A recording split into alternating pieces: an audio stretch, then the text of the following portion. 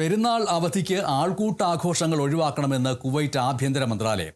രാജ്യത്തെ സംഭവവികാസങ്ങൾ നിരീക്ഷിക്കുകയാണെന്നും പൗരന്മാരുടെയും പ്രവാസികളുടെയും സുരക്ഷ നിലനിർത്തുന്നതിന്റെ ഭാഗമാണ് ഇത് എന്നും മന്ത്രാലയം അറിയിച്ചു. ചെറിയ പെരുന്നാൾ അവധിക്കാലത്ത് ആൾക്കൂട്ട ആഘോഷങ്ങൾക്ക് നിയന്ത്രണം ഏർപ്പെടുത്തി ആഭ്യന്തര മന്ത്രാലയം. നിരവധി പേർ ഒത്തുകൂടുന്നതിനാൽ നാടകം, വിവാഹങ്ങൾ, സംഗീത കച്ചേരികൾ എന്നിവ പോലുള്ള പരിപാടികൾ ആഭ്യന്തര മന്ത്രാലയം നിരോധിച്ചു.